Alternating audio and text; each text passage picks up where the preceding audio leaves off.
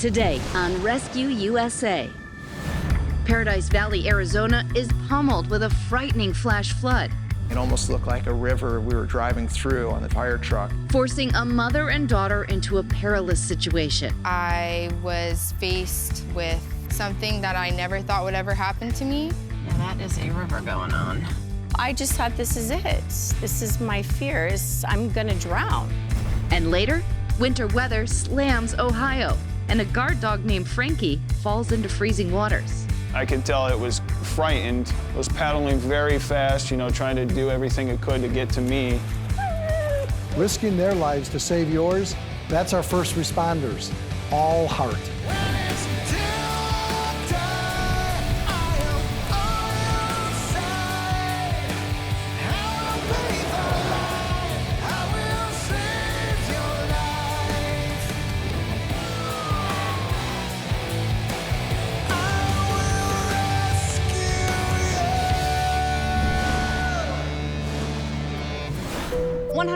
Degree temps in the summer. Spring training, the Grand Canyon. These are all things that most people would associate with Arizona. But flash flooding caused by a tropical storm? Yeah, that's probably not the first thing that comes to your mind. But remnants of hurricanes often fuel flash flooding in the desert Southwest. That's exactly what happened on October 2nd, 2018 in Phoenix, when what was left of Hurricane Rosa created one of the wettest days in recorded history. The rain fell so quickly that streets filled with water, and many people found themselves in immediate need of help from Arizona's finest. Paradise Valley, Arizona is a beautiful resort town. It's just 15 minutes northeast of Phoenix, with world-class golf courses and, of course, spectacular desert vistas. I've lived in Arizona since 1979, when it was just dirt and cactus. And now it's a very popular state. It seems to be everyone's congregating to Arizona. The state is also famous for its weather. Heat, a lot of heat and more heat typically. We have very, very good winters and fall and springs. I always said that the newscasters have like the easiest job, because every day it's sunny, and there's never a cloud in the sky, and there's no rain in the forecast. That is true for 9 months of the year, but then a seasonal shift. We get monsoons that come through during the summertime, and those are very unpredictable. A lot of very heavy rainfall, high winds, lightning and thunder. Hurricane Rosa, which had just ripped through Mexico a week earlier, causing more than $50 million in property damage, was still alive and still packing a punch, now dumping record amounts of rain over Arizona in a very short amount of time. This happened in less than 1 minute. It's crazy! Even though Rosa at this point had been downgraded from a hurricane to a tropical depression, didn't mean the danger was gone. So on October 16th, 2018, as Terry's daughter Madeline Brinson recalls, she wasn't all that concerned with the weather. I woke up and I was planning on going to work.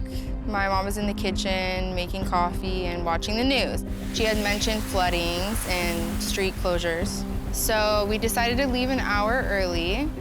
So we just took our typical route, which is a very busy road, and traffic was flowing.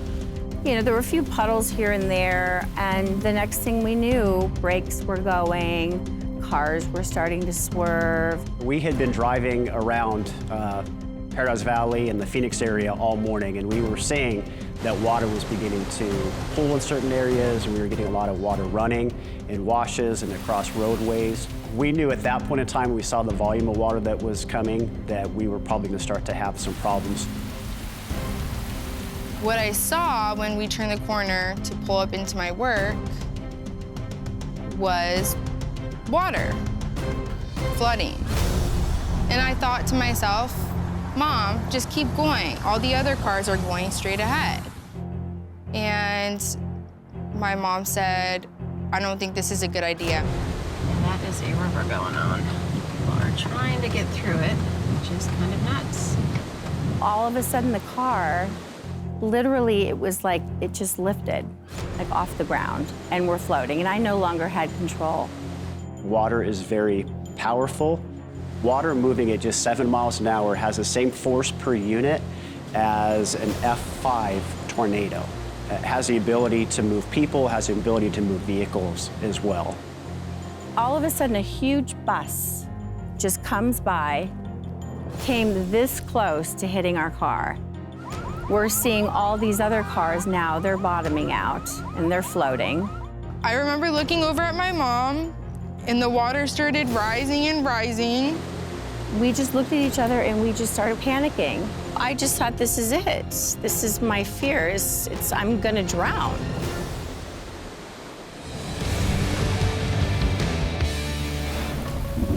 In October of 2018, Paradise Valley, Arizona was walloped with a late-season flash flood. This happened in seconds. Terry Lynn Doss had been driving her daughter Madeline to work when their car got stuck with a few others and became semi-submerged in the rushing waters.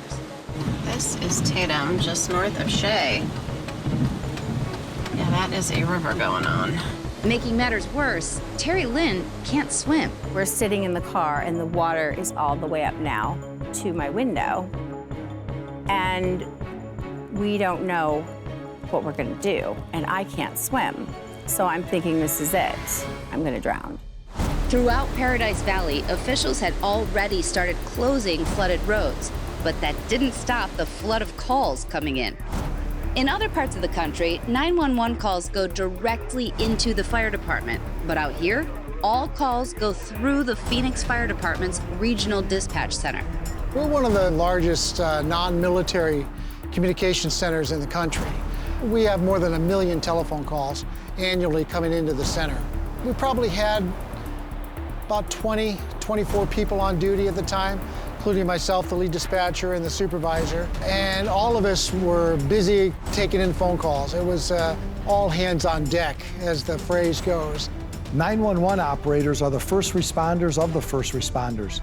They are a vital part of the chain, and they do a fantastic job under a lot of pressure. This dispatch center uses advanced computer tracking on all responder vehicles to find the closest possible unit to the current call. For Terry Lynn and Madeline, the closest unit was Captain Chad Cordelis and his team. But even these first responders were shocked by what they saw that day on Tatum Road. I've lived here my entire life. I'm very familiar with this area. And as we made our way closer to the area, we saw that there was, feet of standing water. And that's nothing that I had ever expected or had seen before. It was certainly an anomaly. We had to pass over a few roads that the town of Paradise Valley had already closed down. It was pretty amazing. It almost looked like a river we were driving through on the fire truck. It's very important to remember that not only are natural disasters seemingly unpredictable, but so are the conditions caused by them. Just because this specific area has never flooded before, doesn't mean it won't. It's crucial to always use caution, listen to the news, and pay attention to signs and other communications first responders use to warn you of danger. Because of the flooding, engineer Mike Thomas took extra care behind the wheel as they approached the scene. After talking with Chad, my captain, we both agreed that safety is the first concern of ours for not only the people that we're trying to help, but for ourselves as well, right? We don't want to put ourselves in harm's way. So as we approached the scene and we saw the water, we kind of took a step back and we stopped. And we looked at the situation, we tried to gauge how deep the water was. The water was up to the door on that fire truck. I was just like, guys, please come, please, please. We tried to gauge how many vehicles were involved, and we wanted to try to gauge which vehicles did we want to go through first. I was so sad and scared, and then all of a sudden, no more fear. The firefighter grabbed me and took me out, and it was like the most bravest, magical feeling that I've ever felt in my entire life. This hero, this angel, is rescuing me. They just were fearless and like they were on a mission. And they came and they did their job and they did it really well. It was good pulling up on scene and being able to make a difference. These firefighters and their bravery, their integrity, they're heroes to me. I would say that we all just do it just because we love it, and we're appreciative of any time that anybody comes and shares a sentiment like that with us. A hero is somebody who does something, who genuinely cares for others to the point that they will sacrifice everything to live out their real reason why they're here, which is a bigger and greater version of anything that I would rather be.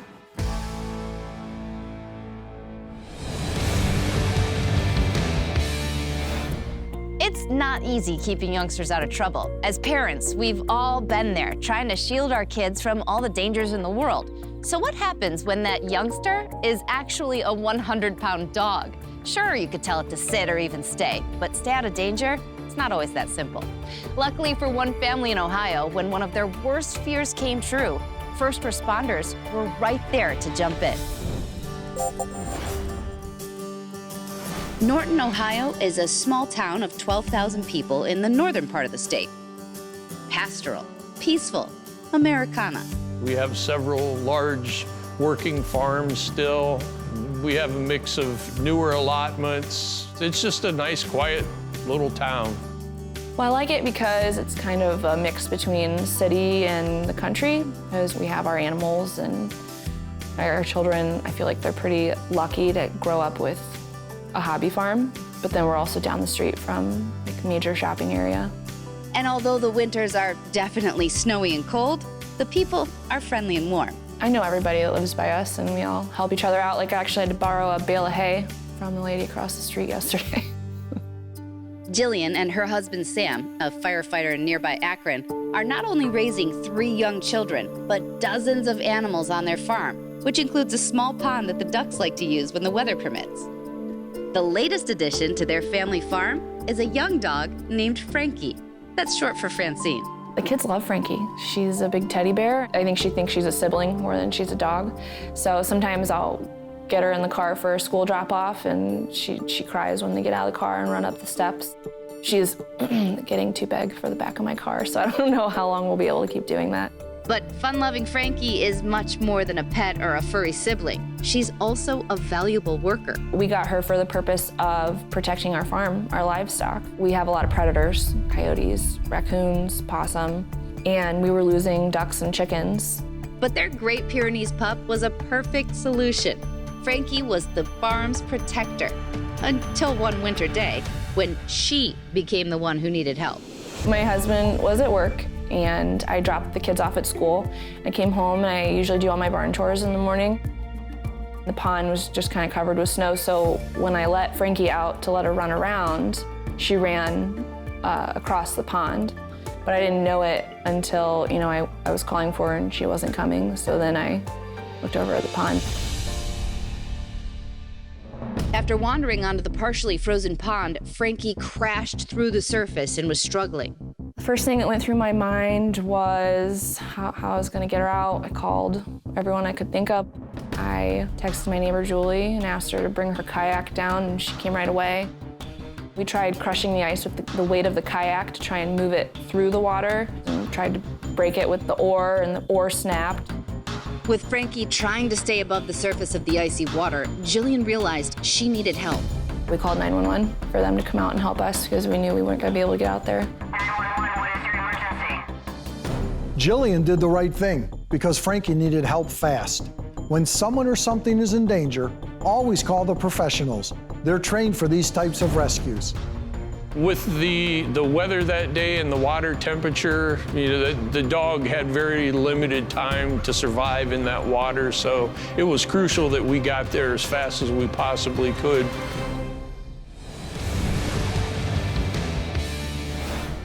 On a snowy, freezing day in Norton, Ohio, Jillian Olson had summoned the fire department because her dog Frankie was in danger. She was in the middle of the pond just staring at me, so it was pretty sad look on her face. Knowing that a water rescue would require wearing special gear, the officer in charge, or OIC, quickly delegated the risk assignment to firefighter Dwayne Marty. The OIC kind of chose me to rescue the dog, save the dog from the frigid temperatures and waters. So en route, got ready. Time is everything. The faster we can get ready, the faster we can help somebody. Despite the rough conditions, Jillian was still out there trying to get her family's pet when the fire department arrived.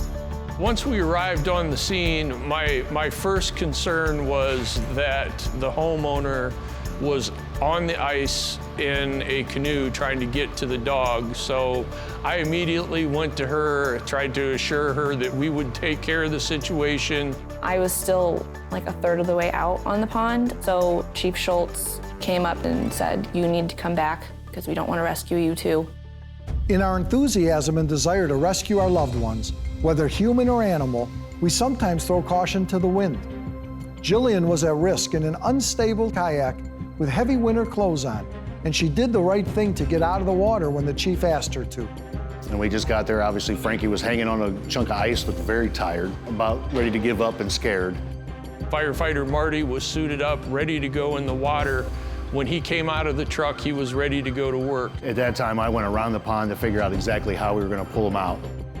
My first thoughts when I saw the dog was, how was the dog gonna react? You know, I don't know the dog. Myself and Assistant Chief Copen tended the rope, and Dwayne entered the water. Well, I just let her out like 10 minutes before I called you guys. You could tell it's very tired. It's kind of at the end of its fight.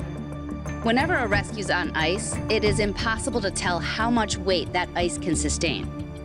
For Officer Marty, a key safety technique was distributing his weight evenly over the unstable surface of the ice. He was getting out there pretty quickly. The suit had spikes on it, so he was able to break that ice and get right through it to her. The closer Dwayne gets to the dog, the more she paddles trying to swim towards him, like she knew he was there to help her out. I know, I couldn't find her. I came back. I could tell it was frightened and was paddling very fast, you know, trying to do everything it could to get to me. So I kind of went around the dog and bear hugged him up, and they started pulling us and walking out. There you go. Hook her up, Dwayne. Good job. Good girl, Frankie. Oh, come on. Less than a half an hour after realizing her dog had plunged into the pond, Jillian could finally breathe a sigh of relief. When he got Frankie to the edge of the pond, I was really thankful. I think they said if she had been in there much longer, her core temperature was going to be too low. So they said that it could have been potentially fatal. A couple other firefighters actually picked the dog up and carried him to the back of one of our ambulances so we could get him warm, wrapped him in blankets. And amazingly enough, within about 20 minutes, we opened the back door and she jumped out and was running around and playing with all the firemen. It didn't faze her. She was ready to play. For a protective mother, the whole incident was a perfect reminder of how important it is for her kids to be safe around the pond. I had just told them the week before that how dangerous it is if you go in that water, and you could never go back there without, your mom or dad. And now Frankie is safer too, thanks to this new life jacket. Months after that emotional day, Frankie and her family of humans took some donuts to the Norton Fire Department. Hi. It's good to see you. Good to see you. To give thanks one more time. Jill was very, very thankful and very emotional. She was having a difficult time watching her poor dog struggle in the water. They went above and beyond. They got her out and, they could have left, but they made sure she was warm. They made sure I was okay. One broken kayak paddle and one 911 call later, Frankie is happy and healthy, and everyone on the Olsen family farm is forever grateful. Firefighters help save our dogs.